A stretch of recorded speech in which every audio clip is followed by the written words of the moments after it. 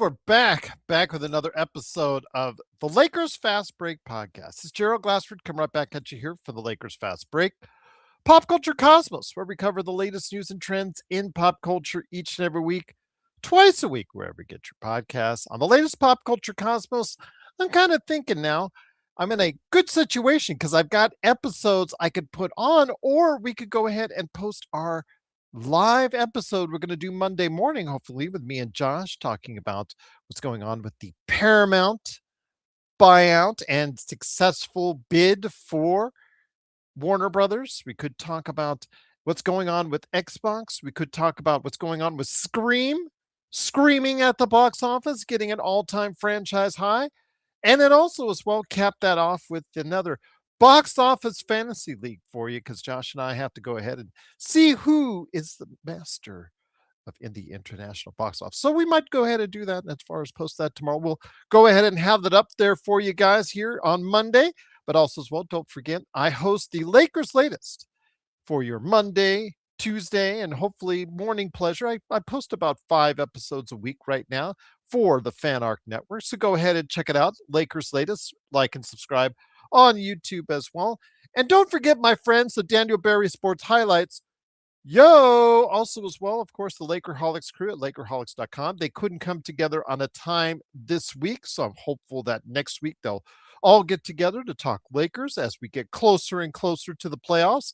And then also, of course, my good friend, of course, that is this quality of pillow that's right here with Kobe and Gigi, the canvas art that you see behind me with Luca and Kobe. I've got other canvas art with LeBron over here. I've also got t-shirts. Joe's has hats. Does an amazing job with all of it. That is Drip Show at Drip Show Shop on Instagram and Twitter. If you have something in mind for your, I don't know, collectible pleasure per se from the pop culture or sports world, go ahead and hit up at Drip Show Shop on your social media. Let him know what you're thinking, and he'll let you know if he can do it at Drip Show Shop wherever you get your social media. Indeed, Search is out there. What's up, Searchy Search? He's got it right here for you. Searchy Search right there. That's the Instagram, but he is all over the place on the social media as well. I mean, I'm assuming TikTok. He's on TikTok, but I wouldn't know. Joe banned me. Joe got me banned on TikTok, so I wouldn't know. That whole TikTok universe has been shut off from the Lakers Fast Break. Tear. But anyways, it is, of course, the Lakers Fast Break. Truly great to have you here. How has your weekend been going? Well, after a week of finger pointing, frustration, anger, Clint Capella-isms, the Lakers needed something really good to happen for them. And it started off with the Steph Curry-less Golden State Warriors and a thrashing there up in the Bay Area that they were able and most happy to provide when they won by 28 yesterday. And how would they get their weekend capped off on Sunday, coming back down home after a little mini trip, coming back home to the Crypt? Well, they have waiting for them the worst team in the league, the absolute worst team in the league, a team that is now trying hard to tank, even when they weren't trying to tank, it surely looked like they were trying to tank. And that was the Sacramento Kings right there for you, with the owners of the worst record in the NBA. So just what the doctor ordered. A prescription that was filled for the Lakers was a Curryless team on Saturday and the worst team in the NBA on Sunday. And right from the get-go, again, this team showed no signs of fatigue, of the flight that would be involved, although it's a rather short flight. It's not that long of a flight. Let's just put it that way. 36-18 to get started. And I'll tell you what, they got off to a hot start shooting again. And it was great to see, really kicked it into high gear in that first quarter, 36-18. Gave back 3 points of it in the second quarter. But to tell you what, by the time the Sacramento Kings had a late run in the third quarter to get it down to about 10, the Lakers they did something that I was hoping that they would do on Tuesday and Thursday against Orlando and Phoenix. And that was once they got a double digit lead, would they go ahead and kick it into high gear like they did on Saturday? And you know what? They did. They didn't let the Kings enough back into the game. They didn't give them enough hope. They decided that they were going to go ahead and put their stamp on this game, and they did definitively. At the end of the third quarter, leading into the fourth, the Lakers finally pulled away to a comfortable lead by as many as, I believe, as many as high as 30 points at one time. Before they took out all the starters, it became a game of garbage time.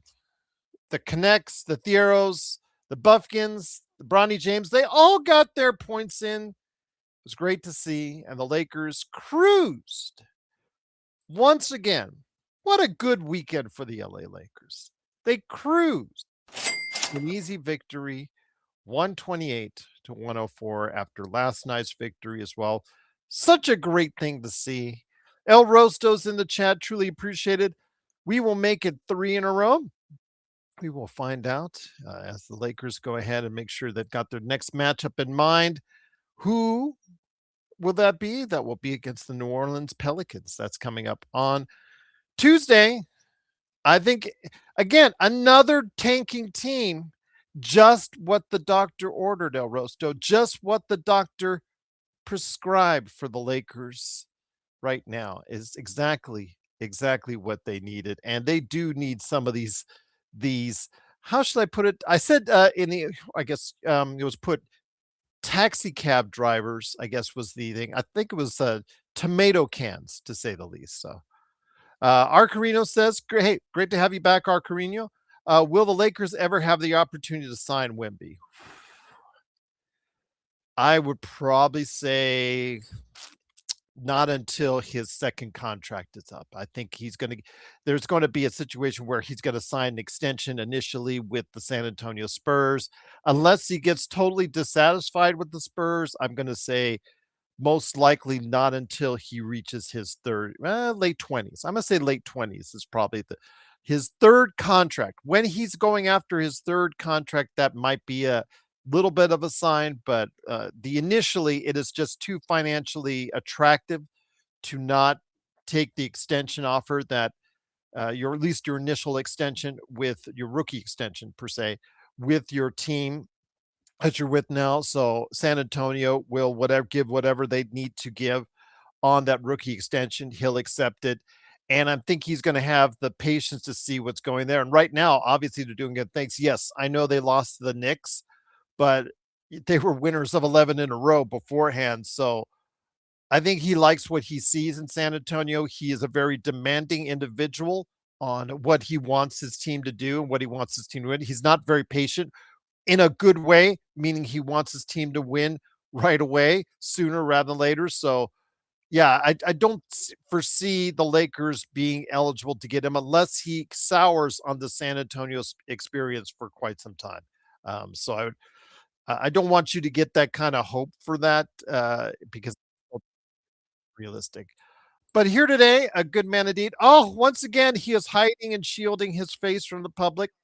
It is, of course, the man who left on base wanted to go ahead and to let you know that he enjoyed the sadomasochism. I guess on this show is really something that I did not know existed, Joe, because left on base wants you to go ahead and yell at him again. He liked it. Yes, yes, sir. May I have another? It is, of course, the guy behind the Joe Sorrell experiment. It is Joe. Joe, great to have you here. I didn't know this was a show based in BDSM, but apparently it is. The Lakers got exactly what they needed with coming into this weekend. They were a team in disarray. Couple of easy wins later. It doesn't take all the pressure off. Let's not totally change our thoughts on the team as well. These teams, Curryless, Golden State. You also had as well a team in Sacramento, the worst team in the league. New Orleans coming up next. You know they're not higher on the food chain. I don't want to make too much of it, but still, it's nice when it happens when you can get some easy wins under your belt, Joe. Well, beating lousy teams by 24 and 28 points is what you're supposed to do. So I'm not going to complain. I'm not going to complain. This is I'd like to have another win again in New Orleans, and the schedule's pretty tight. There's really hardly any days off between some of these games. So get what you can get and try to see if you can win a couple of games against some formidable teams in between beating the lousy teams, so you can maybe get back to a 3 seed. That they're only 2 games behind the 3rd seed in the loss column. And no, I am not going to play your people's. When I react, I'm reacting. I'm not trying to make people feel good. I don't know what the hell's wrong with you people, man. You guys got problems. Search, I did not have any idea that this channel would evolve or devolve. What is this? This discussion? This is a sports show. 6 years later, 7 years later. We talk, we react, we yell, we smile, we giggle, and then that's it, man. I don't know what the hell you guys go somewhere and do stuff that you want to do. No, this is a sports channel. Aren't there clubs for that? I don't know. I'm not as familiar with that scene, but I'm assuming there's places people can go for that. Yeah, there are. As a matter of fact, my friend Ryan told me about a swingers joint not too far from where we're at here. And of course, as he's explaining the story, my eyes start to squint. And I'm like, how do you know?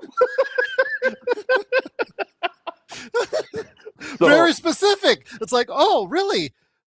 Okay. Yeah. Mm-hmm. But I will admit, though, I just read the ad. Well, I will admit, back in like early 2000s, I was working with a salesperson. Was around like 11 o'clock in the morning. So, I was just kind of shadowing him in terms of what he was doing. And we walked into a closed gay bar.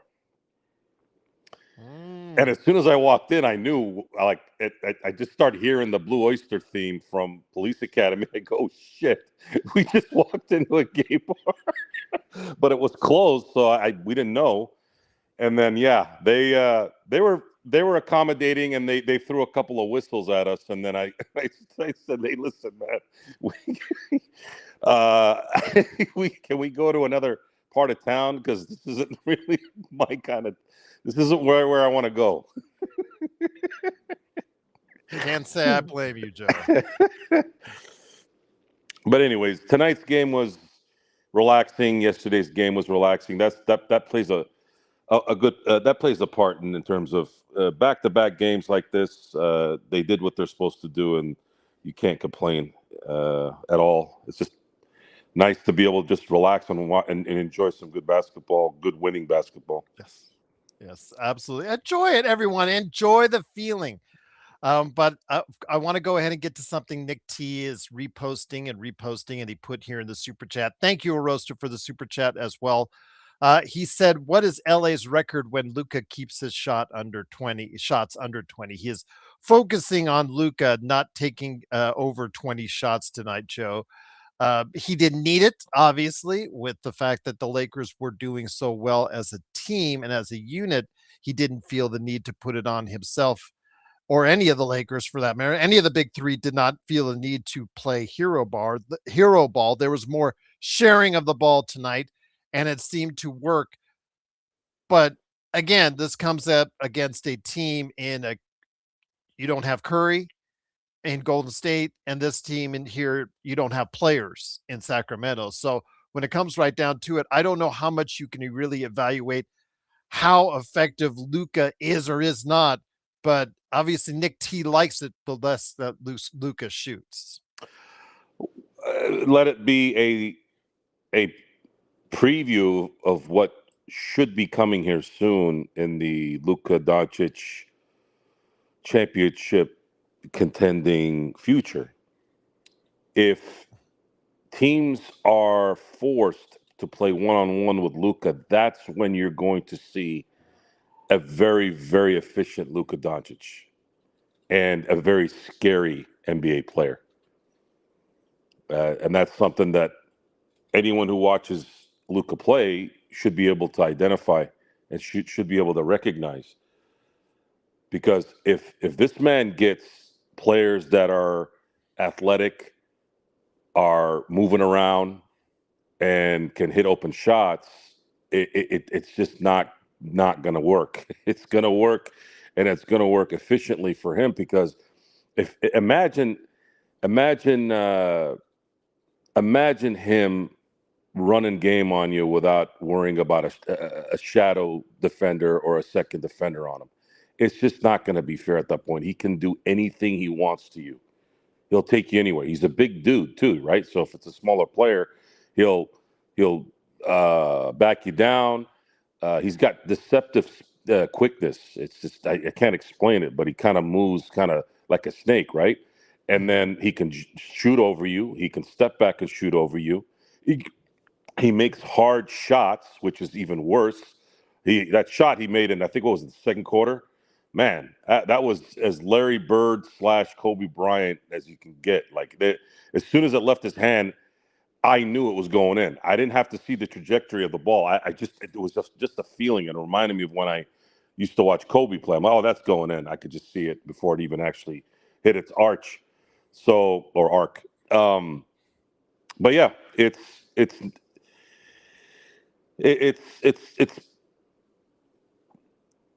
nice to see.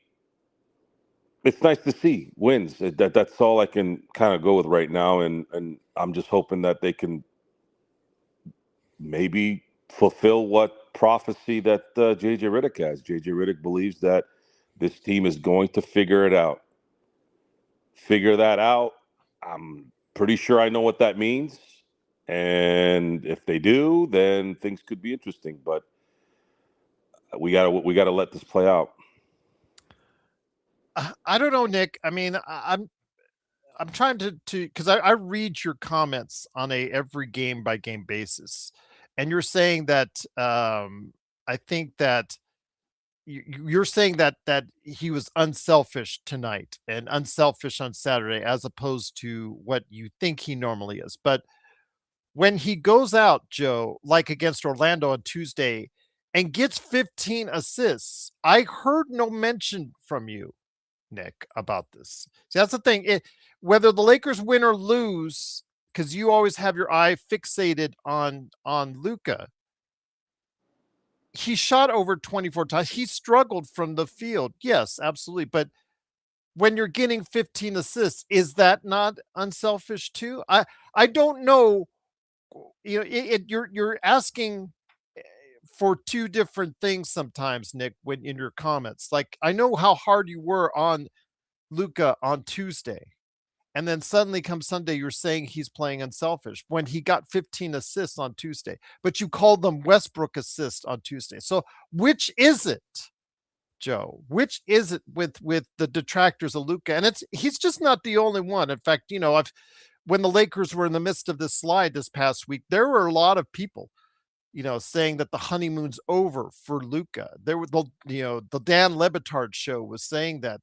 ESPN was saying it. There were a lot of other outlets saying the honeymoon's over for Lakers fans with Luka because of the 3-game losing streak. And I get that, but when you're on one side, it seems like it's very contradictory when you're on the other. Yes, he was very unselfish today because they're playing a team that's not very good, and the other team, I mean, the Lakers, the other players, they stepped up today the way they always should.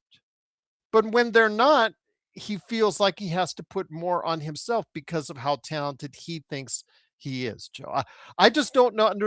With Nick's thinking, it's like, okay, he cannot do anything right in his eyes. I want you guys to pay attention to what I'm going to say right now. Where does Dan Lebitard live? He lives in Florida, or is it New York? And what is the time zone change in Florida versus the West Coast? It's 3 hours. Okay, you're telling me that dumb fat ass is watching the game right now? Well, it wasn't him that said it. It was his show. Whoever's in Florida over there. They're all in Florida. when they do that Okay, show. but ESPN, what about ESPN when Fuck they say ESPN. ESPN hates the Lakers. They've always hated the Lakers. I don't give a shit what ESPN well, thinks. they want to I'm talking play and they about want to Dan talk Levitard. about them every day? Dan Levitard and the East Coast Miami contingency. No matter if it's Luka, if it's Kobe, anyone that's LA Laker, anyone West Coast, they're going to talk some shit. It's just like that Pinocchio cocksucking looking piece of shit, Nick Wright, always talks shit about Kobe and the Lakers while he's sucking on LeBron's nuts, right? So the sources that a lot of these guys get their information from, number one, that toilet that's called X. Then you have to listen to people like Levitard because these guys are shock jocks and people are attracted to shock jocks. Now, in my case, I'm not. I like the Tim Leglers of the world, or there were a lot of guys that were basketball people back in the day that are no longer there because people want shock jocks so that they can have drama, so they're attracted to the drama. If you think Luka Doncic is a selfish basketball player, I'm just not going to take you very seriously, ever, in anything. Like, I wouldn't even believe you if you said the fruit at your house, it tastes better than the fruit at the supermarket. Even if you're right, I'm not going to believe you. Luka Doncic is not a selfish player, for those of you who don't know this. I think he's very unselfish. I think he's extremely talented. And you also have to understand this is still a team basketball game. And Luka Doncic had to get uprooted from where he was in Dallas, where he wanted to be, and has had to change his life. Yes, I know it's much easier for someone making $50 to $60 million a year to do those things, but he's still a human being, and he still has to take care of himself. And yes, even the rich people have to, change phone numbers, talk to people, talk to realtors, make sure things close and title. Matter of fact, guys that rich, guys with that kind of money have to have their head on a swivel 24/7 because there's always somebody out there trying to fuck them. So let's get past the whole privilege part of this, okay? He's had to uproot, he's had to change his life, and now he's in a position in about 2 months where he's going to finally have the opportunity to see what this team's going to do to build around him. And that is something you should focus on. What we're seeing right now with the Lakers is a residual of the new guard and the old guard that's likely going to get phased out. Good or bad, it doesn't matter. LeBron is on his way out. He is not going to be here for 5 to 10 more years. So until you understand that this is going to be new here very shortly, you're going to continue to allow yourself to be manipulated by the morons who don't probably even watch these games. They're all box score watchers. And then they'll have a couple of minions that they might talk to on the West Coast, in the Central Time Zone, in the Mountain, or whatever. And then they'll take that and use it as facts on stuff that they understand and know. They don't know shit. Again, Dan Levitard has been shitting on the West Coast and the Lakers for 30 years. I don't really give a shit what that guy says. That guy sucks dick on anything Miami, anything Florida. Anything else, it's always something negative. So I don't take that guy seriously for 1 second. But there is the fan base that was getting upset. You know how they are, Joe. You know how this fan base is. You know that there is a certain percentage that will turn on LeBron, Luka, Austin. They'll turn on a dime if they're not produced. That's just sports fans in general over any star athletes, Joe.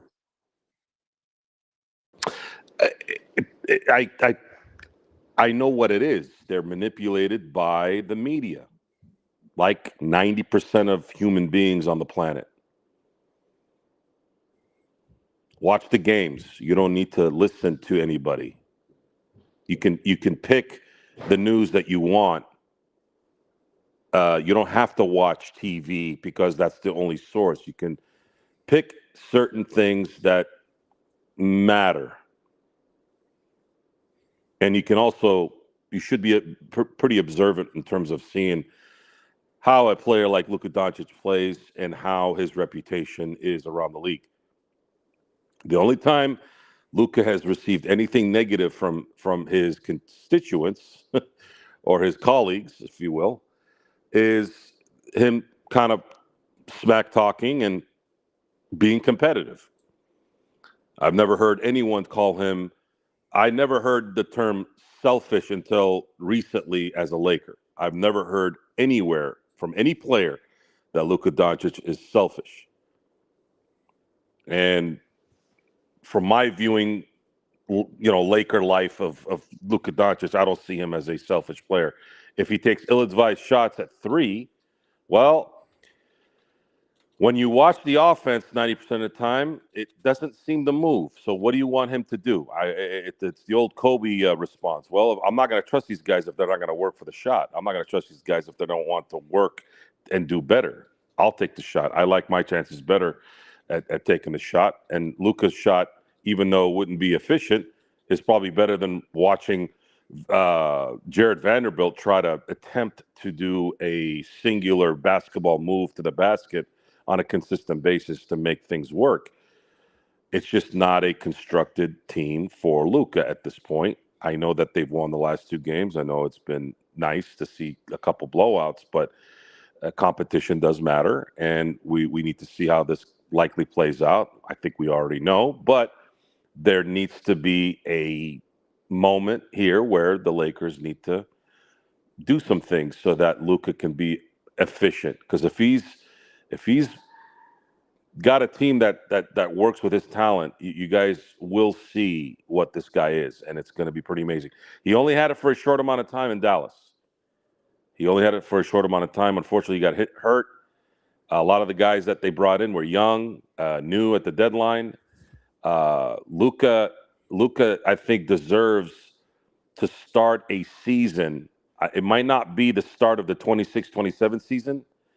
I keep telling you guys, I think the real year where we're going to go into, let's say, a true championship contending run is after 2027. And then at that point, you're probably going to see a 5 to 6 year run there where you'll have a team that's built around Luka.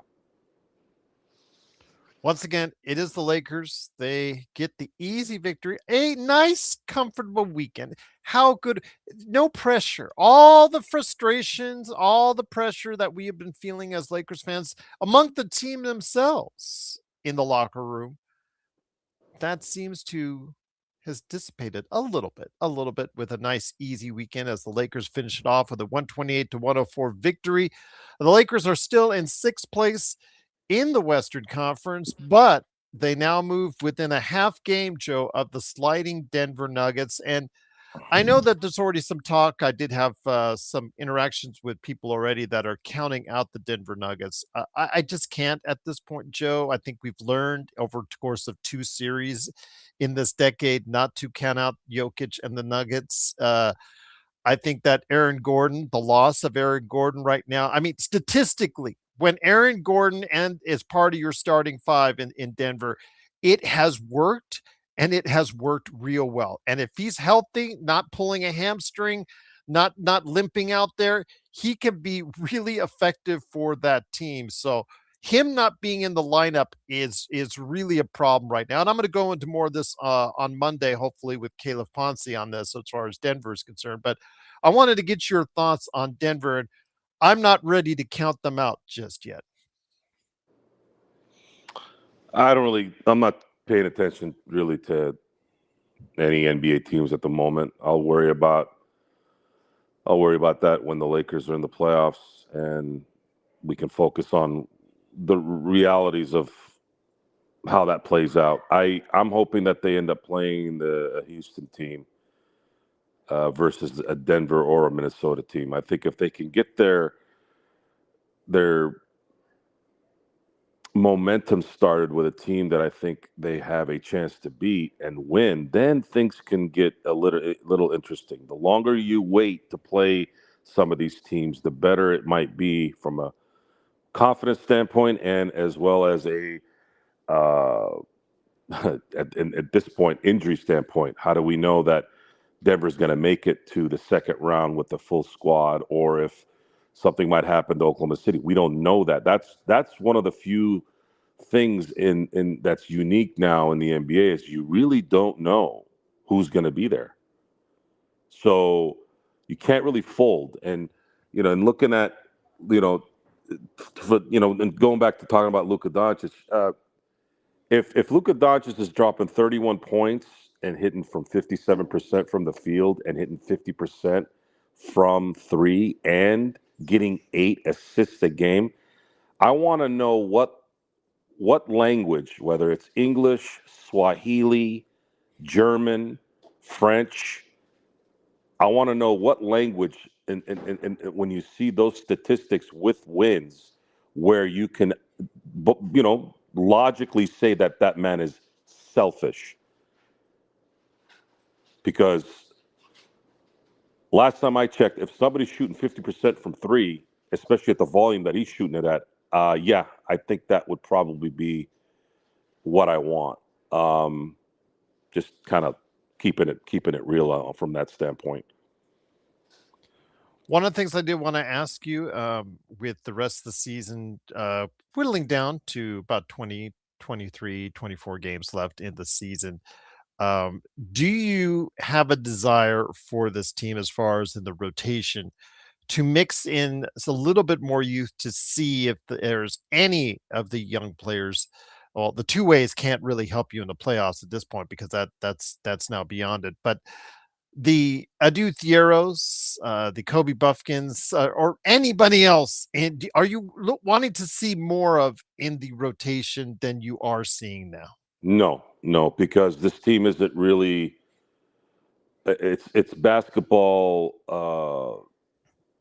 Offensive set IQ is not really there. It's not interchangeable. Even though you would have a drop off in talent, when the system is good, at least the fundamentals are there. They may be a step or two off because of experience or whatever, but this team doesn't really have that kind of set. It's very erratic, and putting young players that might have some athleticism that maybe their predecessors don't have. It just doesn't look like it's going to matter. This team is the one great thing about this team since the deadline was the fact that Rob did this team a huge favor getting rid of a useless player for Kennard. Kennard has been a breath of fresh air, and if things can get a little bit better from an execution standpoint, I could see Kennard hitting some shots in the playoffs, and it meaning something in a playoff game. That's a good thing. So Yeah, the 5 assists, though, is what really impressed me from him today, the 5 assists. and you're talking about a guy that's been playing with this team for what, 3 weeks. Mhm. So maybe it gets better as the year goes on. But I've been very, very, very happy with that. Props to Rob for making that happen. It's been a breath of fresh air, and it's improved the team, at least off the bench. So when you're looking at the likely rotation of this team, I see LeBron, AR, Luca, Rui. Uh, I don't know what the hell DeAndre Ayton's going to be on this team at the end, but obviously he's going to be involved. You have to, right? And then you got Jackson Hayes, you got the Kennards. You're going to have a 7-man rotation going into the playoffs. I don't see a lot of athleticism on that team other than Jackson Hayes and LeBron in spurts. So it's going to be tough to bring in some young guys that aren't talented enough or experienced enough to likely make a difference. I just don't see it. Once again, it is the Lakers winning, of course, tonight. Again, just a really comfortable weekend, 128 to 104. I like these weekends where no stress coming from a relaxing weekend, and just I think what the doctor ordered, Joe, with 2 easy victories, and then of course New Orleans on the horizon, and then after that, I do believe we play Denver coming up after that, and obviously we've seen them struggle as of late, which is actually a good time to get the Denver Nuggets. But with that, Joe, the Lakers are in 6th place right now in the Western Conference. any type of push that you see in mind from this team? Do you think they could go ahead and climb in the standings at all? Yeah, they're only a couple games back of the three. They would need to likely go into a 7 or 8 game winning streak, something like that, and there's a big possibility they could jump. And they've been good on the road, so maybe they don't need home court, but the playoffs is a different beast. Again, we've only had one team in our lifetime of watching basketball where we're coherent and old enough to understand what's going on. And it's still the Houston Rockets of '95, which there were so many anomalies in that season. You almost don't even you don't even have to count it anymore. Other than '95, it's just not there's no good percentage that says that you're going to go deep into the playoffs and win a championship. Yes, T3, a no rant post game, indeed.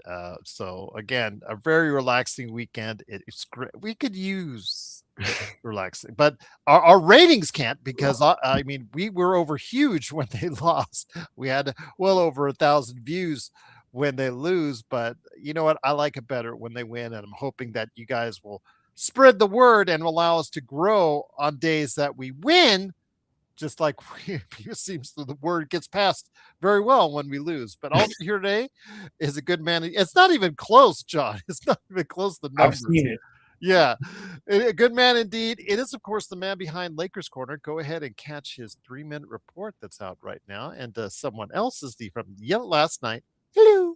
It is, of course, John Costa. Great to have you here, my friend. You missed the BDSM part of the show and the program. I will explain to you in John a little doesn't bit. know what that means. I know what BDSM means. I'm trying Yes. to figure out what's the context behind that here.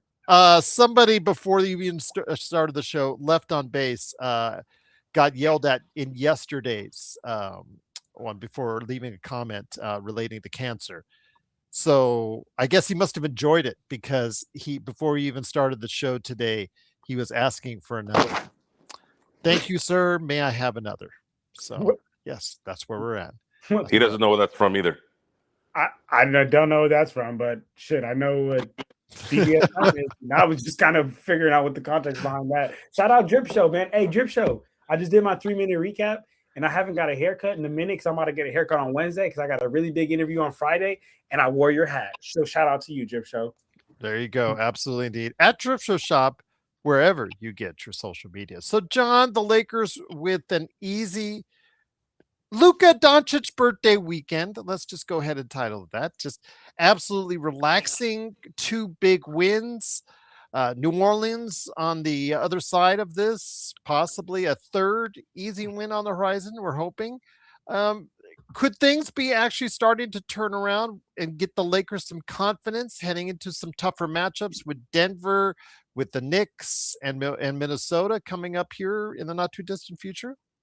Man, Gerald, I think that it's hard to gain real confidence beating teams that you know you're better than, right? Like, I look at a game like tonight. There were so many times, y'all, where we just ran it up on the Kings. It looked like we went from we're trying on defense on offense, and then we get up a big lead. We get complacent. Players start to kind of get a little bit lackadaisical. What happens? They go on a little bit of a run. I mean, it's the Kings. Like, you're not going to go on much of a run. JJ calls a timeout. We lock in real quick. Boom. What do? Run off another 19-7 run. Run off another 11-0 run. And I've said this before, but all that tells me, Gerald, is that this team is just far superior than the other team. You can just turn it on and turn it off at any point. It's like as if if we were to play with like middle schoolers, right? Like you can choose not to try and they can score, but then you can also go and choose to try and bust their ass, and then you'll be blocking everything, you'll be scoring on the other end.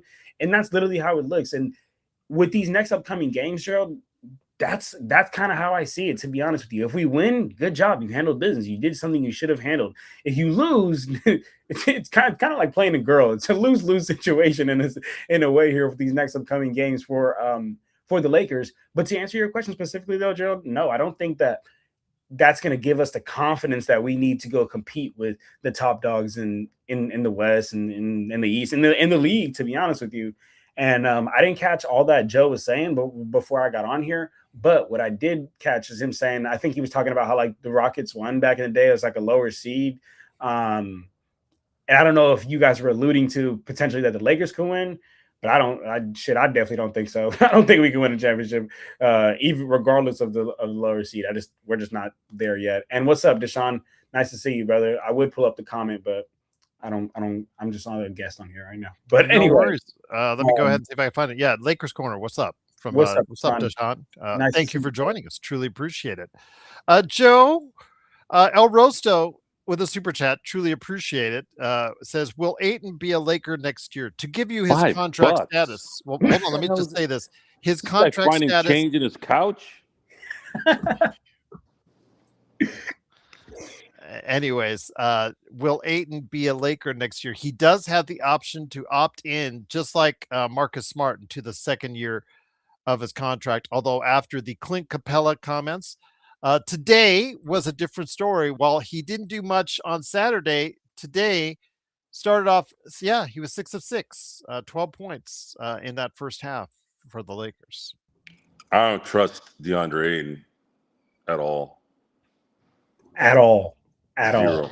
If he turns into DeAndre Ayton from November and December, then maybe I'll get a little bit more comfortable. But I am bracing myself for the worst with him. Thank you, Drip Show. Appreciate you. No, Joe, you're damn right. You got it. But it's not that big of a contract. I mean, it could easily be traded if he does opt in. It's not that hard of a deal. No, I don't want him to opt in, and I don't think he will because he's going to want more money, and somebody will pay him a 2-year. No, he's got it. He only has the option of a second year at $8 million. That's it. That's all he could do. Yeah, he's going to want more money, and I would support that he opt out and Lakers do not bring him back at this moment. Well, I didn't say bring him back, but if he opts in, he can be part of the trade. We got to deal with it, but before the season starts, you can trade him if he opts in. You can use that money elsewhere. We're not. That's a problem, but I don't see him opting in. I just don't. Okay. Somebody will offer him a 2-year contract with a little bit more money, and at that point, of course, he's going to take that deal above a 1-year deal and be a lame duck. You know, Joe, he'd have to really trash himself really badly. Remember, guys, and sorry to say this about my good friend Sports Baby, Miles Turner cost the Pacers a championship by playing like, DeAndre Ayton in the finals. And he got a $100 million contract from fucking Milwaukee.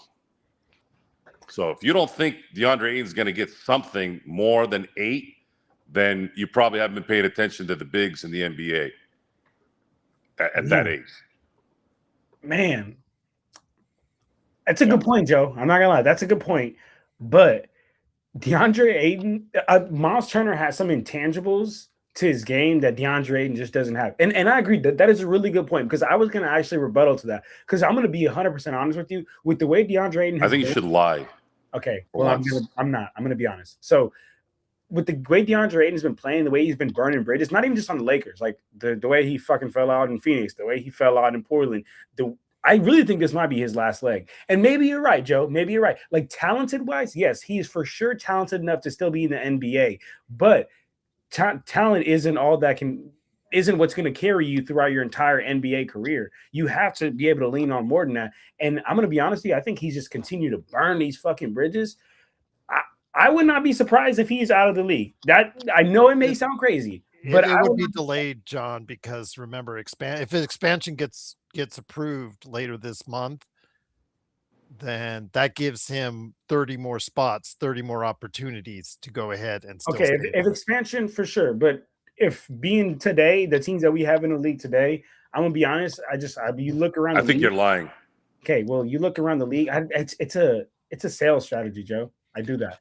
I'm just going to say this. If he opts in, that's fine. You trade him. You use that $8 million for trade with other players like Vando. You package him with Vando. You package him with Dalton. You package him with other contracts that are not beneficial to the team, or as much as you would like to the team, or as much as we would like to the team, and you put that in a trade and a package for something else by the time the season starts. So you don't even have to deal with Clint Capella or the wannabe Clint Capella in DeAndre. That shit was crazy. Honestly, I wasn't around when he said those thoughts. What did you guys think of that? Did you guys like speak on that? Because that shit is crazy to me. Oh yeah, we spoke on it quite a bit. Yeah. Like, that's exactly what the fuck we need. What are you talking about? Like he is like, yes, that's exactly what we need, brother. Well, you got to remember him being picked number 1 in the draft is such a detriment to his entire career, because it not just for the fact that there's so many expectations that other people have of him, but also what he thinks of himself, because he sees himself. I bet you if you walked up and asked him, with Luka standing right there, who is the best player in that draft, he would still tell you it's him. With Luka standing right there, he would still tell you it's him. As he should, though, Gerald. Let's real quick. He's a basketball player, as he should. You have to have an immense amount of ridiculous amount of confidence as a basketball player. So as he should. Search says a dude could be a player, but he needs a real coach. Absolutely. Raw talented player. He just needs to be shaped. Pause. I mean, if his big thing, okay, he hit the 3 tonight. That's the key. He was terrible from 3 in college. Absolutely terrible. So if he does not expand his game, then it's going to be hard for him to go. But I'd like to see him. I don't know because we haven't seen him in competitive play. We've only seen him in garbage time.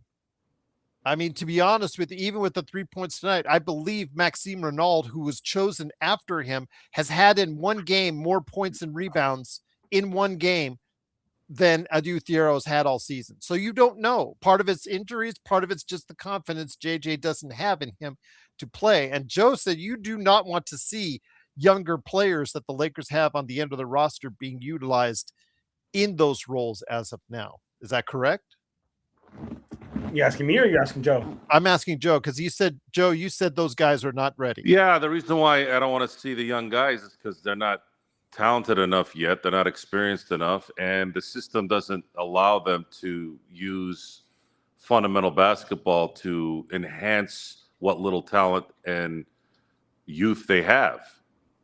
It's not a plug and play type place. You have to be able to dribble, and create your own shot, which Adu can't. He's not a good enough shooter. They'll just sit back and wait for him to turn into Vando, basically.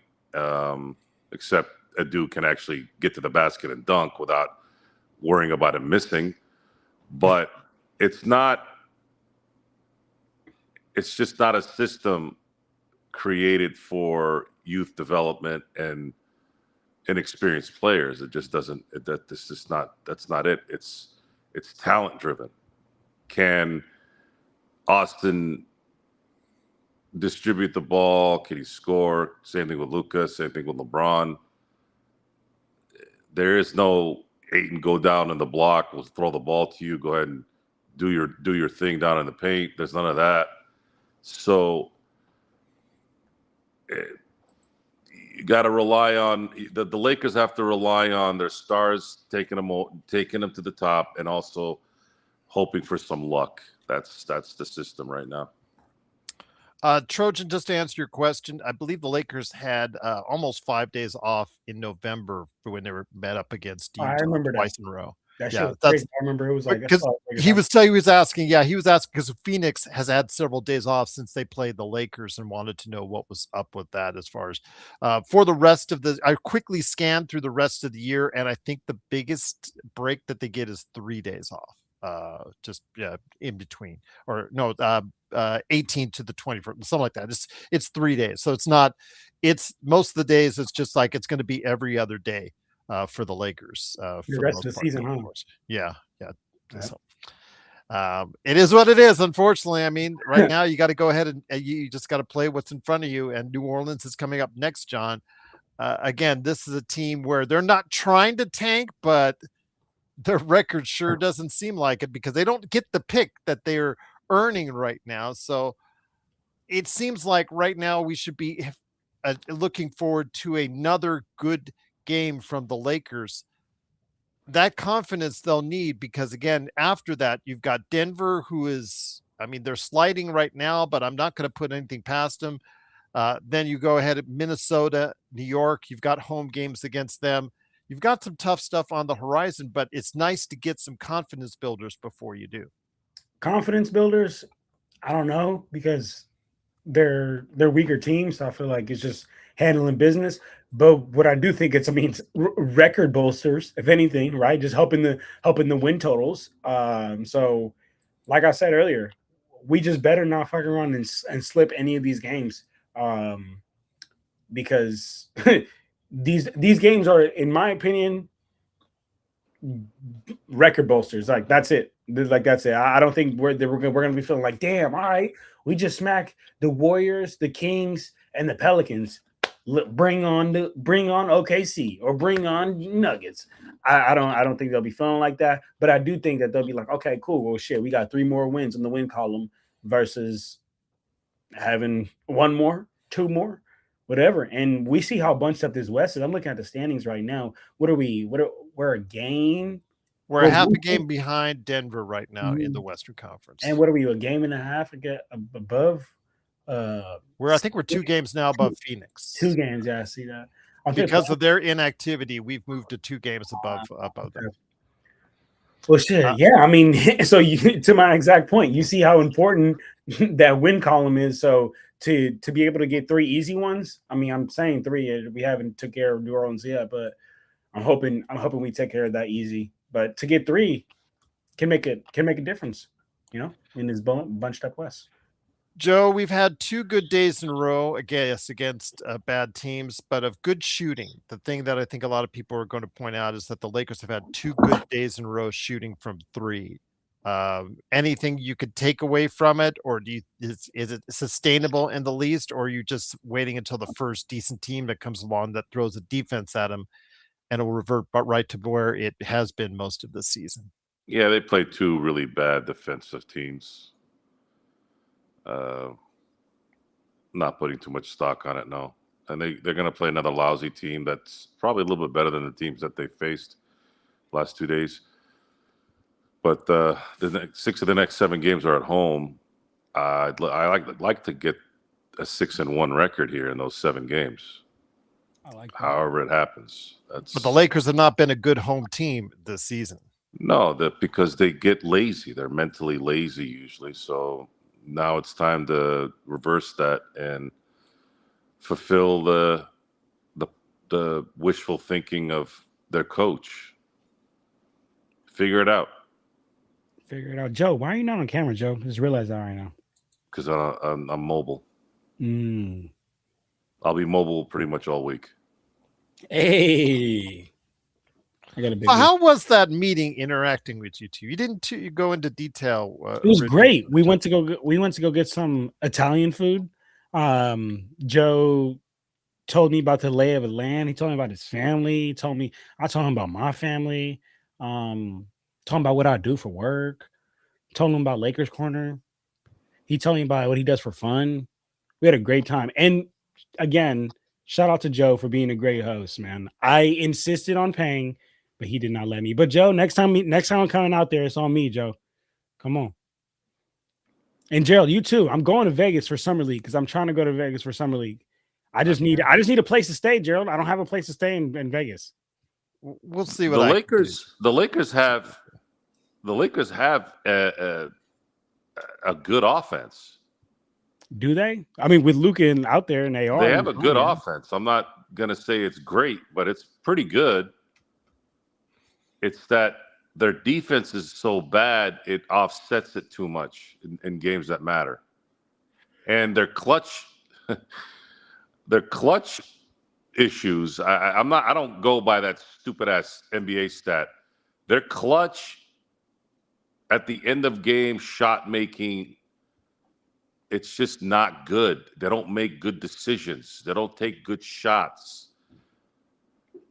It's the play that Reeves missed, the inbound pass was great, but that was a high risk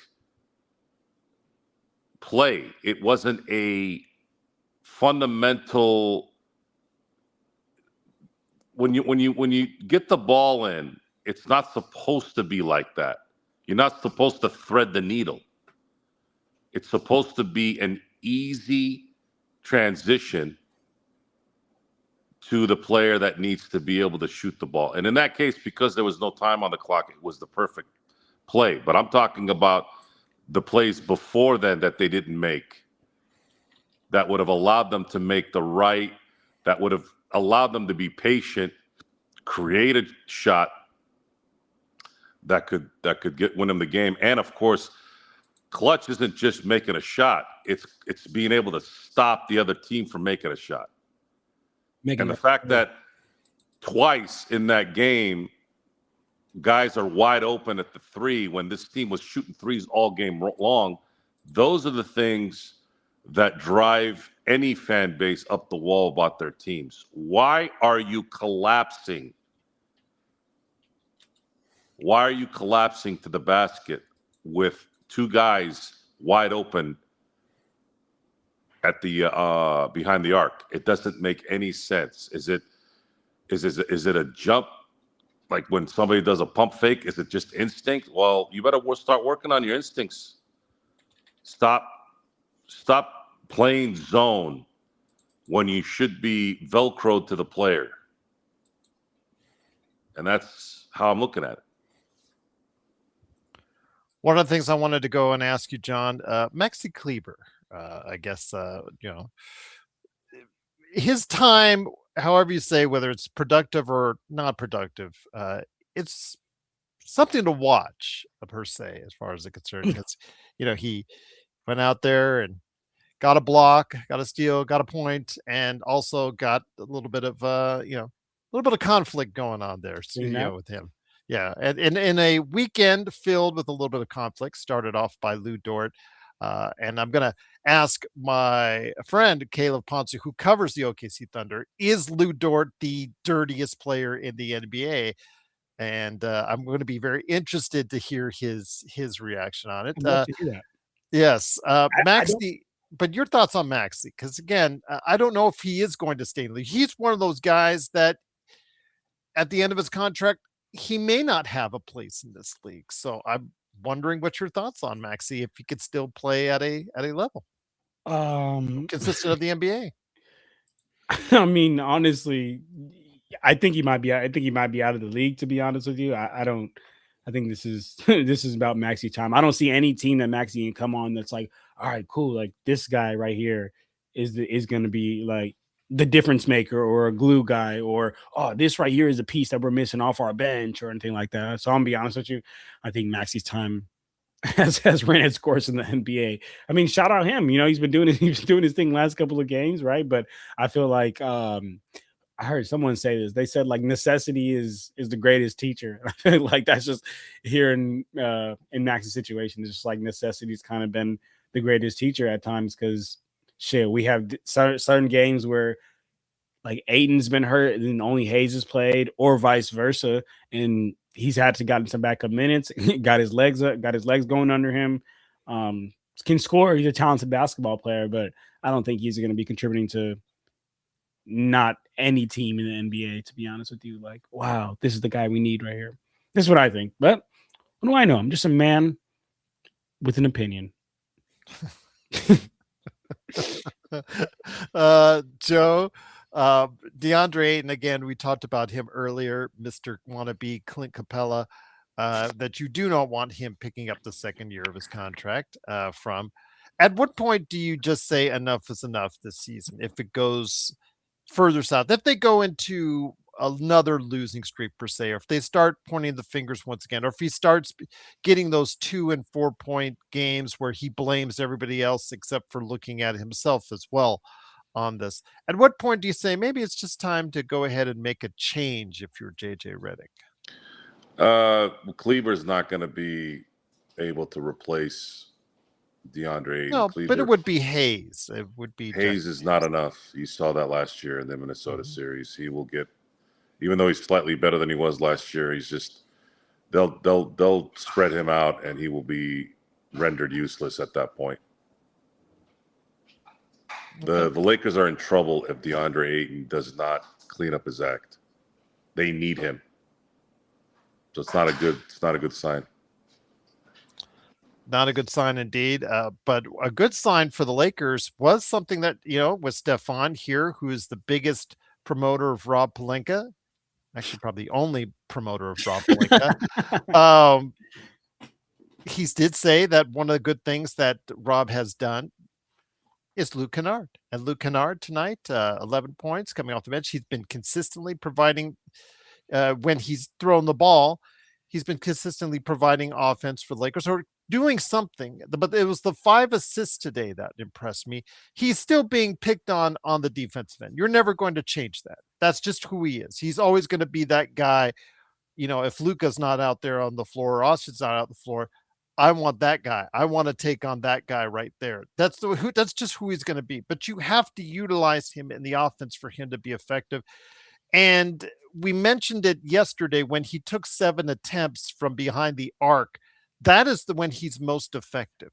That is when he's most useful and most effective in an offense, is when he's being utilized, because he won't ask for the ball, but you need to get him the ball. And a guy who's a career 45% shooter from 3, you need to utilize in your offense. Yeah, I mean, you have to utilize a knockdown shooter in an offense that has Luka Doncic and LeBron James with the ball a majority of the time, or even you gotta add AR into that mix. Those are players that are 99% of the time gonna blow by their primary defenders. If you talk to elite basketball players, any elite basketball player will tell you, I'm not even looking at the dude guarding me. I know I'm getting by him. I'm looking at the way the help is set up. And if that's the case, Luka, Bron, AR, they're blown by their primary defender. Help is crashing. And then you have a Luke Kennard in the corner. Come on, man. You have to utilize that. And to your point, Gerald, yeah, you love to see him, getting those 5 assists or whatnot. But even if he were just to simply sit in that corner, he would already be extremely useful on this team and extremely better than the Jared Vanderbilts of the world. I mean, shit, Jared Vanderbilt got a DNP tonight. And I guarantee a lot of that plays the part that, like, Vando, as we've seen, he was playing that, I'm gonna sit in the corner, I'm gonna sit in that wing, and as soon as the Luka blows by his defender, he's gonna kick it to me, I'm gonna shoot that bitch. But now we got Kennard. Now we got Kennard to do that, and someone who can actually shoot the ball. Both lefties, but one of them has a much better left-handed stroke than the other one. So shout out Luke Kennard for that. But the other detractor, as I'm sure El Rosto, who's he's on Vando Hill, would tell you, that is on the defense end. Admittedly, defensively, you will suffer for that. And for a team that is a below average defensive team, it is that, it's the tit for tat, because Rob has collected all these one-way players, is the quandary that you have by when you need to place them and at what times of the game you need to place them, John. Yeah. And honestly, Rob is, we all know Rob's stupid. So I mean, I don't even need to say that, but one-way players are starting to go extinct in this league, y'all. Like, very, very slowly. But go ahead and look at the last championship teams, y'all. Go ahead and look at the last couple of championship teams. Almost all 5 starters that have played the majority of the minutes have been two-way players, or they have been at least to the point where they're not a absolute liability on the other end. And the one time that a team that went to the finals had a liability on the end, unfortunately, it just so happened to be my dog, Luka Doncic, who he was the defensive liability out there when it was the Celtics and the Mavs. And the Celtics said, fuck it. We have no defensive liabilities. Everybody on our team could score. Everybody on our team could stretch the floor. Fuck it. Go at Luka every single time. And we seen what happened there. Now, the only thing is Luka Doncic is generationally great on the offensive end. So you would be stupid to say, oh, man, just because he's a defensive liability, I'm gonna leave him off the court. Nah, you'd be stupid to do that. Now with the Vandos of the world, he's not the best, the greatest defender of all time, to where it's like, all right, the offense offsets, or even the other way, with Kennard, great offense, but he's still a one-way player. So between him and Vando, fit wise, I would rather him, but Yeah, El Russo is right. Also a one-way player in a different dimension, but still a one-way player. And I've been saying this for the last couple of years, y'all. One-way players are slowly going extinct out of this league. This league is getting to a point where you need to be able to do a little bit of everything on the court, and if you can't, you're gonna get targeted. I agree, and we see it, or you get not necessarily in the regular season, John, but in the Finals, playoffs. yeah, finals. In the playoffs, period. Guys like Luke Kennard, guys like Vando, guys like those guys have been. The Lakers targeted Kennard when he was on Memphis. When he came in the game, they went at him and got him out of the game. He was very ineffective in that series. Same thing with Vando when he played against Denver, targeted him as far as on the offensive end, and they got him played off the floor. So again, these, like you say, these one-way players, if you're not effective on both sides of the ball to the point where you're not targeted, then does become a problem. And it will be a problem for Luka. Absolutely. Yeah. I know, to Nick T's ears, loving the fact that we're saying, possibly concerning things about Luka, Joe. It is his defense. And if this team does want to go far in a playoffs run, maybe this year, maybe next year, whenever, Luka has to step up on the defensive end to at least be passable enough for the Lakers to get on by. Issues have been more so team oriented, not just Luka not being well. It's LeBron not playing well, Reeves' inability to play well, DeAndre Ayton not being able to play, at least create a resistance down low. Vando will have a moment here and there, but his basketball IQ is so bad.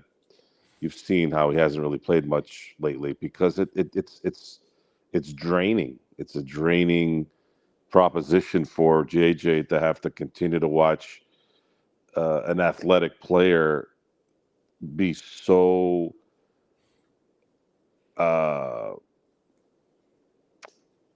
negative plus on just the basics of basketball.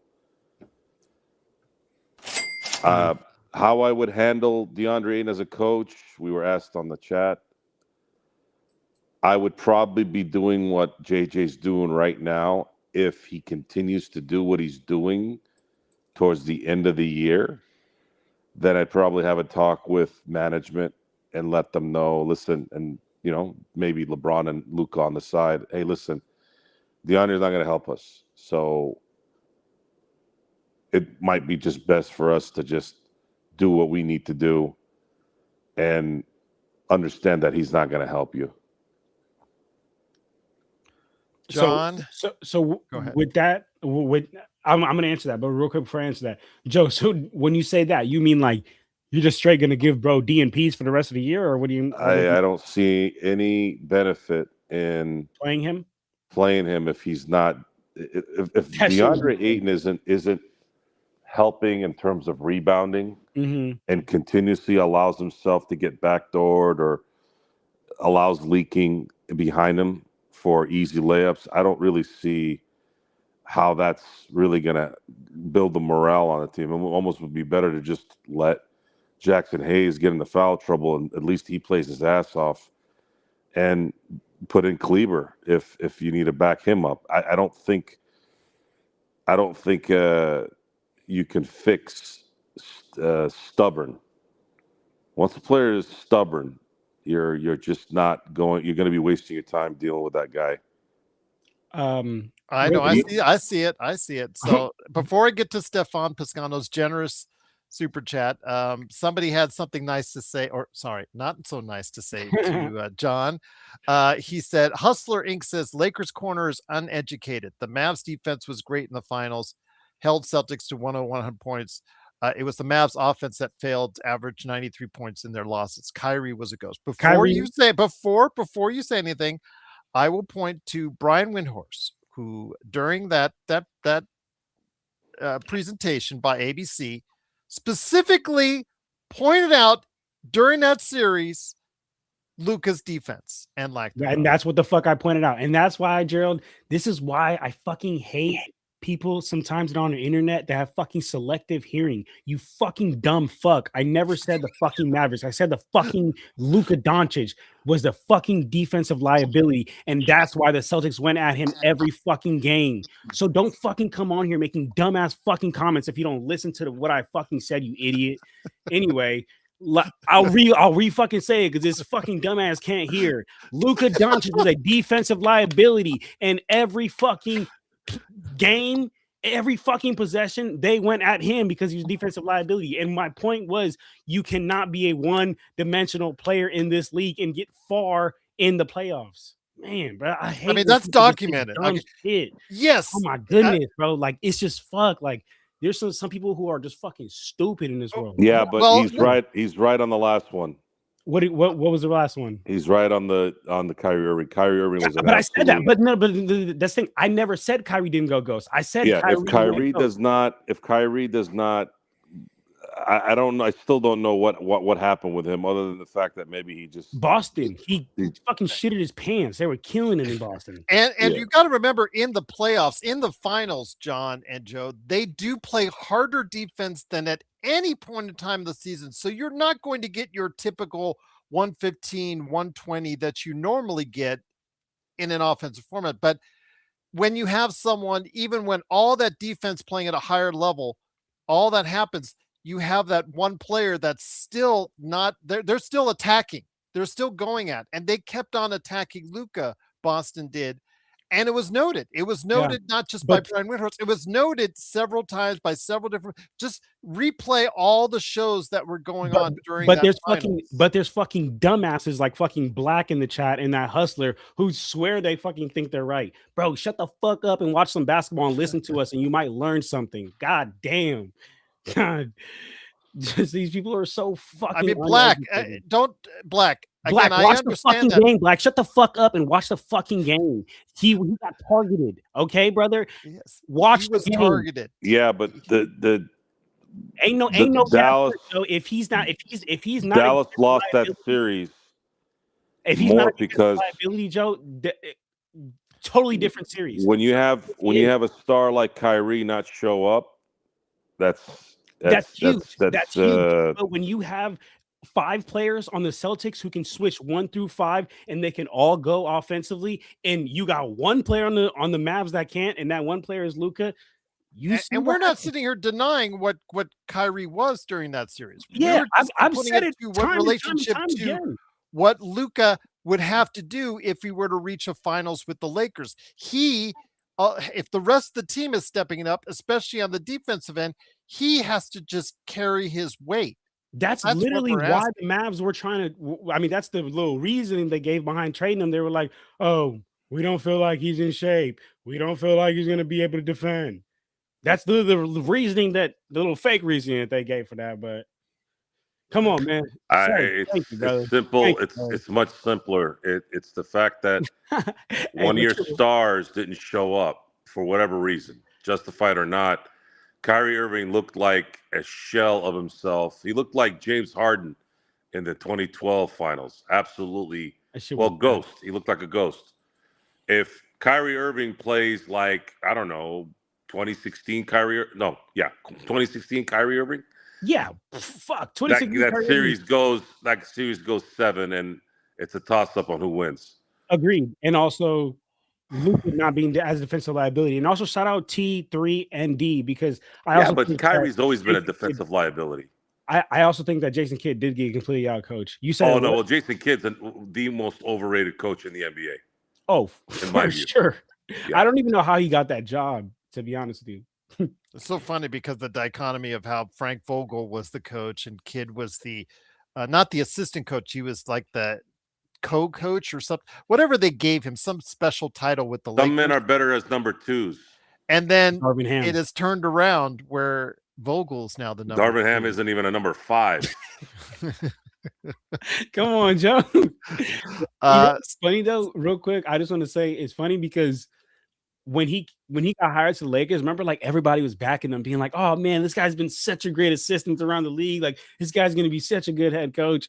And man, that shit went south so fast. Like, that was one of the worst coaches. It was the first game. There was actually someone in our chat on the post game for the first regular season game Mhm. and said, "Fire Darvin Ham," and it Fuck, all went downhill from there. that And it person's just, fucking I right. remember that as crystal clear as anything. I just saw it pop up right there on my screen. Fire Darvin Ham, Shit, and you it was should've just listened to like that guy. yeah, exactly. I don't know. I remember who it was, but I just remember seeing those words on that first game. I was like, wow, already it Probably, went downhill from there. our boy Serge, man. Shout out Serge. There you go. The Stefan Piscano podcast, got to give him a shout out. The link is in the chat. Check him out. Yes, by my man Serge, put in there. He said AR, and that's a good point. AR average went from averaging 32, 6, and 9 to 18 in his points a game in his last 17 games. What's gone wrong with Reeves, Joe, as far as him not getting a bigger piece of the pie since he's returned from that injury? There's not enough basketballs for him, and LeBron is healthy. But he seemed to, like, on those days that If you LeBron want, has struggled, he has struggled as well. If he were smart, he would tell JJ, you know what? Maybe just take me off the bench, put me on the bench, and let me run the second unit and drop 20 to 22 points a game. The 30-point a game wasn't sustainable. He was in a zone. He had the opportunities to do what he did, but I don't believe Austin Reeves is a 30-point a game player. Him coming off the bench would make this thing much easier in my view, but that was also when I was figuring out that maybe DeAndre Ayton would be doing the things that he's supposed to do. So I don't really know. You think that 92 points earlier in the season in 2 games was just fool's gold? You have to understand something, guys. I know people get enamored by stats, and there's certain stats that have merit, right? Because it results in wins. So there are certain players that'll drop 34 points a game, and it usually means that they're going to win the game, i.e. guys like Shai Gilgeous-Alexander, players like Luka Doncic. There's been some cases where even Jokic dropping 30, 10, and 10 doesn't mean they're winning. It's not and I'm not dogging on the Jokic. It's just certain players translate to wins when they have certain stats. So those stats actually mean something. However, with Austin Reeves, he did come off the bench when he first came back, and I thought that was actually when they were starting to play their best ball. Facts. Because he's coming off the bench, and the wave doesn't stop. You have to keep dealing with elite scorers, right? When they're on. And what's going on? Sorry, Joe. No, Xbox Mark is talking trash is to just John. on crack. Just clearly, Mark, stay off the drugs, Mark, please. Go ahead, Joe. I apologize. The other issue is I think his calf probably has held him back still. He's not as springy. He's not twirling and diving and running and, creating contact and getting N1s like he was. He's probably being cautious. He wants his money. And that's likely his first thoughts right now. I don't really think he cares about winning at this point. He wants to win. He's a team player. But I think he and his agent, because his agent's probably in his ear, be careful. Don't kill yourself. You've got a possible max contract waiting for you, which you all know how I feel about that. There's no way that the Lakers in any realm should be paying him the max. It would be a very, very bad investment. You let him go and test the market. You let his agent know, listen, go test the market and bring us the number and we'll decide on matching it. Match that offer sheet, baby. There you go. Oh, now Mark says it's European and Brazilians against American. Hey, okay. I gotta play on what's the difference? What's the difference between Europeans and Brazilians? Well, no. As far as the Different LFB languages. crew versus our fans, our followers, Oh, remember we were going to go Americans versus Aussie LFB, but now Mark has included the entire continent of Europe. Hey, come on, baby, let's get it. That means I play on 2 teams because I'm American and Brazilian. So come on, that means I play on 2. One half for us, one half the other side. Okay, there you go. Blacks called you a Smurf earlier. Oh, Okay, Black's a hoe, and we all know he's a hoe. you got to understand He only something, says Mark. that shit on the computer. Black us wouldn't say shit Americans, to my face. He's a fucking bitch in person. We all us know. Americans really don't listen to authority. Like we had people telling us we had to close our stores. Dude, there was a restaurant down the street that said, "Fuck you, I'm not closing the store." It's different here. I keep telling people this that are not from here. I mean, they sort of know, but they really don't. That's why it was so weird watching all these daisies and tulips walking around thinking that they were in Canada all of a sudden. Like, what do you mean I gotta put a mask on? What the fuck are you talking about? I'm outside. That shit was crazy. A grown-ass adult telling another grown-ass adult, put a mask on outside by the beach? You can't open your store? How about this? How about you eat ass? Eat it. And fuck off. That's America. We don't give a fuck. And that's what pisses everybody off. Come on. We don't close our stores. We don't put masks on outside. At least I don't. And several of my friends don't either. Although I do have some friends that do. They're jackasses. Yo, it is what it is. You know what the funniest shit is? When you're driving on the freeway and then you see somebody in the car by themselves with a mask. That shit is so funny. Yeah, I have video of that, by the way. I have video. I'm like, how the fuck? And I was commenting on it. I'm sitting there and I pan to the back seat. I pan to the passenger seat. This dumb moron had her windows up with no one in there with a fucking mask on. Joe, you should have seen it. The Bay Area was fucking filled with Asian people like that. It was just Asian people have a little bit of a little bit of room to do that because that's where all they that's did in culture. China. That's based in their culture. Yeah, it's a culture you go thing. overseas, because it's so populated in such condensed areas. Yeah. But what drove me and nuts, pollution related. It's also pollution related as well overseas. It's outside. That's the part that I didn't understand. I go, what do you mean put a mask on outside? Oh, that shit's funny. What are you talking about? So we got here because people need to understand that Americans have immense pride in our culture. So we're not losing the fucking game. And then we have a lot of Americans here that don't like other Americans who are proud to be American for some reason. That shit's crazy. You don't want to. No, I'm not in Orange County. America? I'm inland more. People hate on America but want to live here. That shit is the craziest shit. John, so let me go ahead and get back to the Lakers. Once again, the Lakers do win. Easy victory for them. Great weekend for the Lakers, 128-104.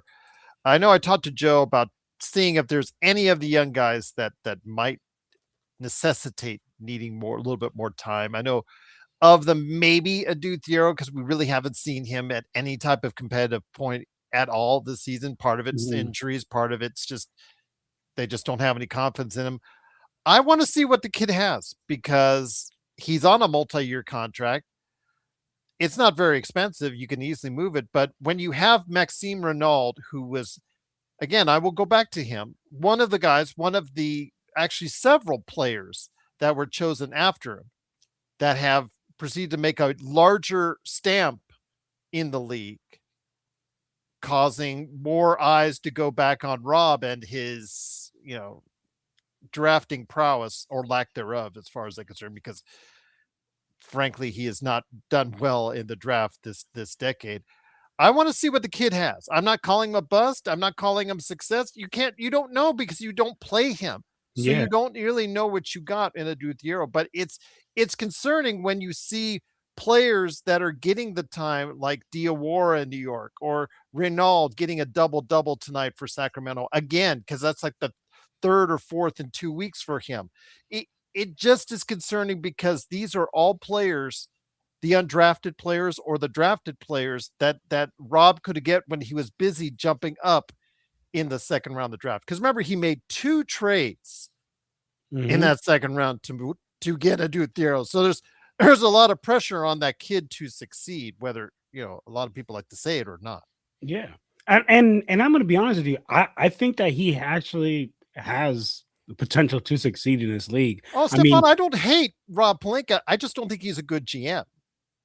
yeah, It's just that simple. We don't think he's a good GM. he's This not whole a panel has said he's not a good GM. It's not hate, but that's a strong word. It's just um he's just not a good GM. He's a below average NBA GM. yeah, That's simple. that's it. I mean, there's below average basketball players, there's below average people at your job. Rob is a below average at his job. Fuck, what was I gonna say? I was gonna say some shit about Oh, it's a about dude theory. A Theo. I dude, want to yes. see if it works. I don't know. I have no idea, whether or not he's going to work out for the Lakers. Yeah, a dude Thero. I'm gonna be honest with you. I think that he could be a good player in this league. I just think he needs some coaching. A lot of the really good players in this league sometimes like they're just raw athletes. Like they're just jumping out the fucking gym. They're running hella fast, and they just need a little bit of direction. They need somebody with a lot of basketball IQ to give them some direction and shape them and form them. And I think that a dude there needs that. Now I'm gonna be honest. One thing I don't think the Lakers are good at is growing like young talent. Like they're just super like I want to be headline. I want to be headline. I want to be a headline. So they don't have time to grow a young talent. Now I think that's something that we should do, but is this something that we're gonna do? Probably not, to be honest with you, because I've seen it. I've watched Lakers for so many years, and we don't we don't do that. They don't invest in the young talent much. So I say all that to say I do think a dude theory could be a good player in this league. I think it was Allen or No Joker. It was somebody. I was in the Discord like later in the game. Because he hit his three, which is again got to be a big part because he was terrible at threes in college, but he is athletic. He gets to the line. Though that's his game, but if he can find room to somehow be a stretch player for this team and still play at the level athletically and defensively like they project him out to be, it can be a good pick for Rob. Yeah, it can be, and I think that he can work out to be a solid player in this league, but he needs the reps and he needs the attempts and he needs the minutes. All good players in this league had a time to go out there and make mistakes, learn, get your reps up, fail, fuck up, realize, okay, that's not how this shit work. Now, next time I'm coming different. Next time I'm coming different. But if you don't get the opportunity to do that, shit, you can't never learn. And what I was gonna say was, like I said, I think it was Allen or No Joke or somebody in the Discord said it. They said like, and I agree. Why the fuck is end of game minutes, even if it's garbage minutes? I know a do Theo guy in there. Why has it been going to Bronny? Like, I don't understand why he's been going to Bronny. I mean, I do understand why he's been going to Bronny. I know it's because JJ got the job because of LeBron, and that's LeBron. That's LeBron. Well, also the crowd. The crowd, For sure. when it gets No, big, they chant Bronny like he's a that. novelty. I mean, But this fuck is that, this though, is Gerald. 1985 with Chuck Nevitt all over again. When it was 30, the Lakers would be up by 30 or 40. They would chant for Nevitt, and wait until the 7'5" guy comes in there who Gerald, really I understand didn't that. have a lot of But talent. fuck that, though, Gerald. We're all Laker fans here. We're not here for a little carnival show. We're here to, if we have a chance, let's explore some of these hidden gems. Let's explore some of these young talents. Let's let a dude Thero get some reps, get some real game possessions in, and figure this shit out. That's just where That's I'm what, at because with it. I don't know. I don't know what really to make of him on a competitive level. Because Joe, he has not been as of this point in any game where it's competitive. He's not come in the second quarter really and given like a 5 to 7 minute stint to see whether or not he can really be that 3 and D player or lockdown defender that this team hopes he can be, Joe? Yeah, I don't. Okay, without having a system and the fact that he has raw talent, that this, I think Adu is going to need probably a couple of years to be a truly effective part of a rotation player. And worse than that is he's too injury prone at this point. I think he's always injured, and that's not going to help, especially At at what this young point of age. do you have patience for him? I mean, Yeah, should you this have team have patience. patience for him? Yeah, you can. I don't think second round pick is usually a option one. Usually, it's well, if we can kind of get lucky and pick the right player there, then cool. If not, well, it is what it is. But I don't like that a guy is constantly hurt. I don't like players like that. It's again, it sucks. It sucks out all the morale. It's you go into every game wondering if this guy's going to be available. He's got the talent. He's got the athleticism, but it's just not enough in today's game. You got to have the ability to be available. Well, Fucking again, legend in the building. yeah, legend is here from Come I Got on. Next Sports Media. I look down, I Legend. look up, and I see a legend. There you go. You see a legend indeed. Legend, great to have you here, my friend. Again, an easy victory for the Lakers, an easy weekend. I know we're not taking too much from it, but it's always nice for a team, your teams or our teams, when they can go ahead and get an easy couple games under their belt, Legend. What's good, fellas? Hope y'all having a good night so far, man. And hey, a win is a win. Got to start from somewhere. And they went out, took care of their business, went and beat a terrible Sacramento team, and got the W like you're supposed to do. You just keep on marching. That's what I say. Well, then I'll ask you this: with what's going on in the Western Conference and Denver starting to slide, do you see? I mean, because we all thought that Denver with Jokic there, but I think Gordon is the key. Is It's like that missing piece. He's in there and he's healthy with this team. They can really click, but if he's not in there, Denver is sliding right now. Denver, it shows that Denver is nowhere near the team that I think we thought they would be. That's just letting you know that they're vulnerable right now, and things can still change, and the seedings are not finalized just yet. This is still an anybody race, and that just lets you know that it's looking like Denver is probably not they're a contender, but probably not gonna win it. I should say they in the mix, but they probably won't win it. And it just let you know that they got some weaknesses on that team right now, and we noticing it. But they're sliding, and that's a chance a lot of Lakers or anyone else can take advantage of. While they slide, that's your chance to jump over them. That's your chance why they continue to slide down. So you just got to capitalize on these opportunities as the Western Conference team kind of beat up on each other and see how things play out. I think 1 and 2 is probably solidified, but 3 all the way down to 6, those seasons can be anywhere. So this thing gonna definitely come out to the very last day. John, Joe, and Legend, before we get on out, I want to go ahead and hear your thoughts on the week ahead. Let's go ahead and start off with Tuesday against New Orleans at home. Thursday, they're on the road at Denver. Denver's not actually, surprisingly, John, they're not actually a good home team this year, just like the Lakers.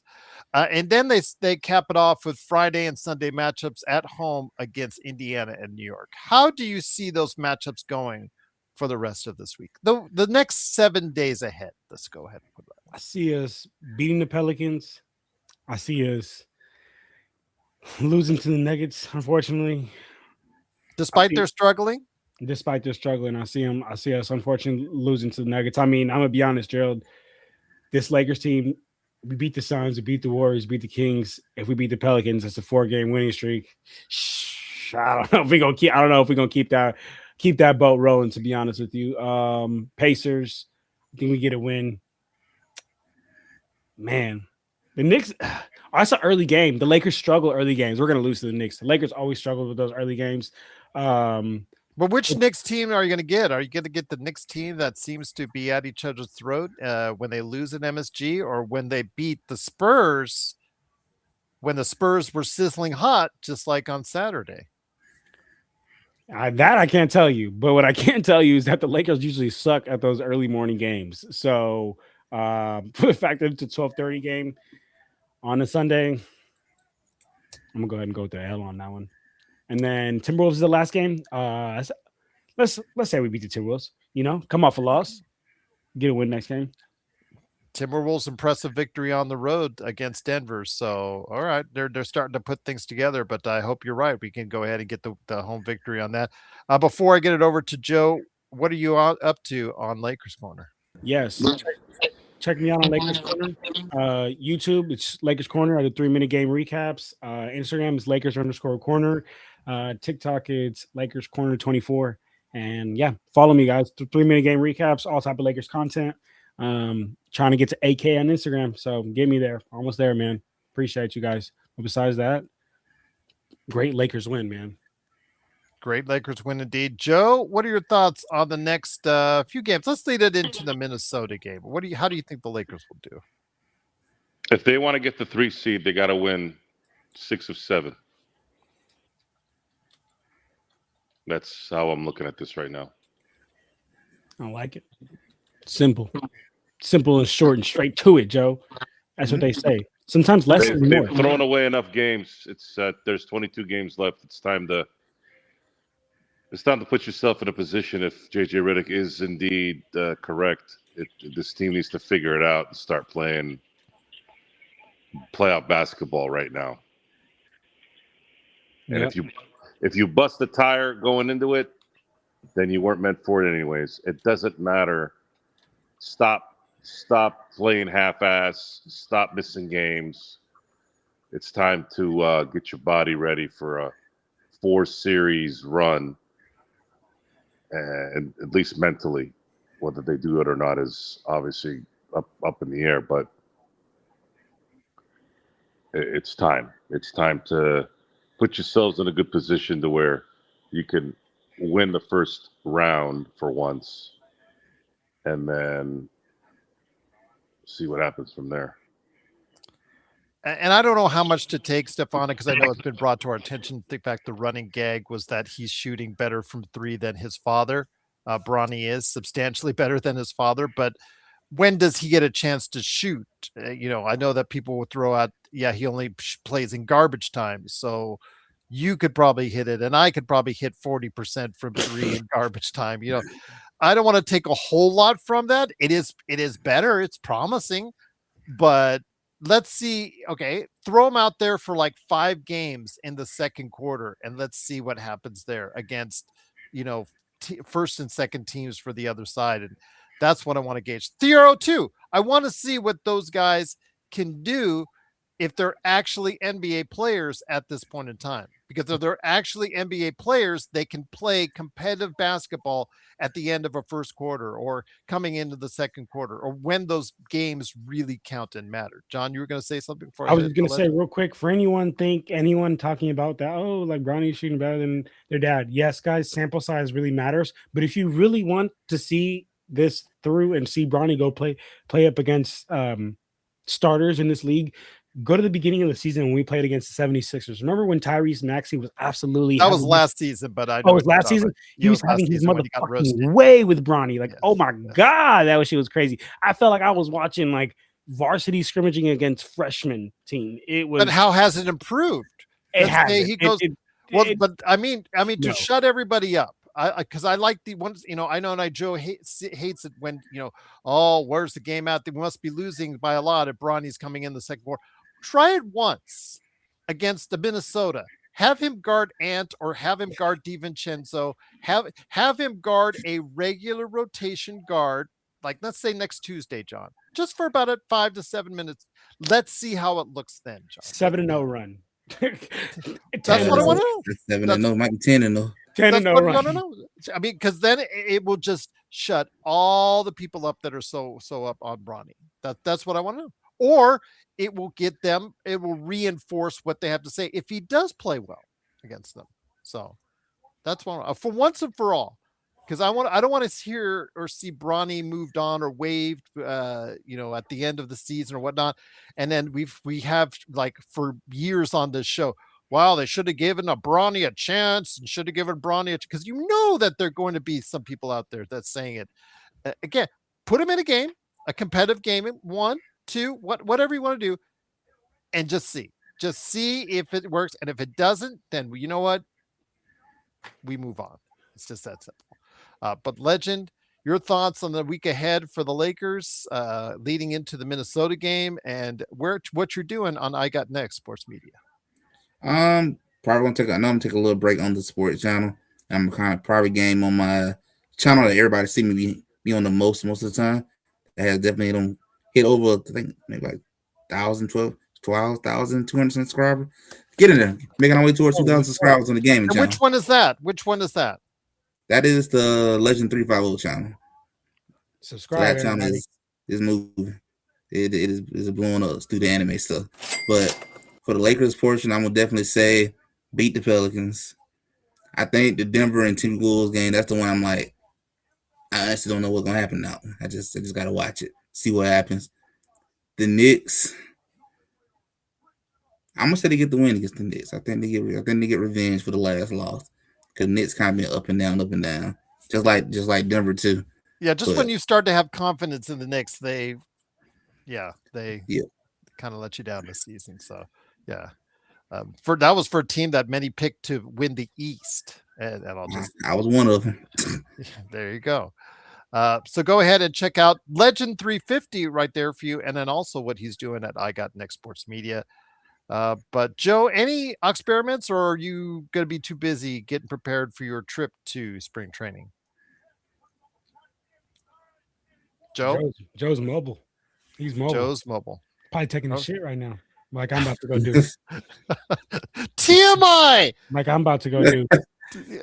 I didn't need to know that, John. I didn't need to know. Okay, we started on a BDSM note, and now we ended on a bathroom note. Okay, all right, that's great. But of course, it is. What is your obsession with telling everybody you got to take a piss? No, I said I'm gonna take a shit. Yeah, oh my God. No, Joe, because you didn't respond, so I was like, oh, Joe's probably like taking a shit, like I'm about to do. I don't want to respond to you going to the bathroom. You don't have to respond. I didn't ask you to respond. I just said what I'm about to do.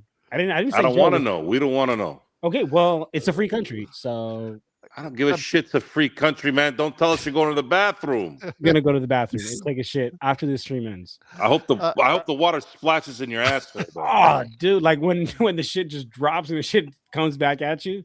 Pause. Yeah, I was pretty clear on what I just said. Why don't you get one of the toilets that does the thing? The bidet. I used to have a bidet. Yes. I used to have a bidet in my old apartment. There you go. All right. Legend, the reason why I said that, because we started the show, even before the show started, we had somebody that Joe yelled at yesterday for asking for another yell. So yes, like that wanted more.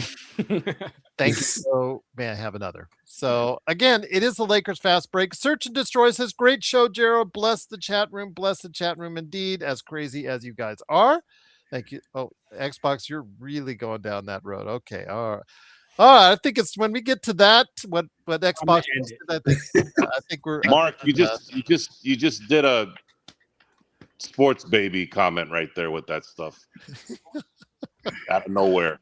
All right, this has been a NSFW show, and did not expect that. Thought on an easy.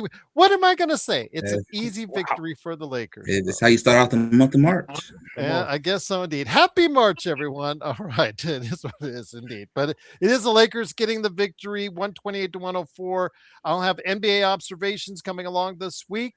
I am going to ask Caleb Ponce, who covers the OKC Thunder, is Lou Dort the dirtiest player in the NBA, among other topics as well? I'd love to hear his answer. I want to see if it's a homer answer or if it's a,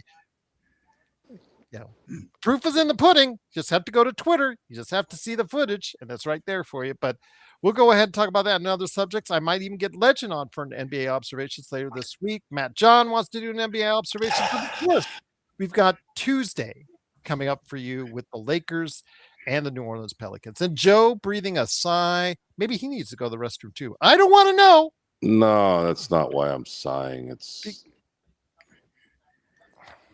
can't go one show without having to hear Diddy's freaking bullshit. Oh, because yes, Who said Diddy? if you look up, if you scroll up, because the Who do you beads, think? the beads were mentioned no. by Mark. The beads that of a certain area and region of the body were mentioned by Mark, and then people went there from there. The one and only. Yes. All right. So toilet humor is abound. Get some sick people out there, man.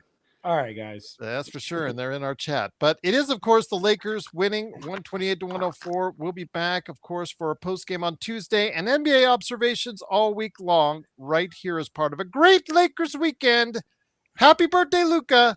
Great Lakers wins right here on the Lakers Fast Break Podcast.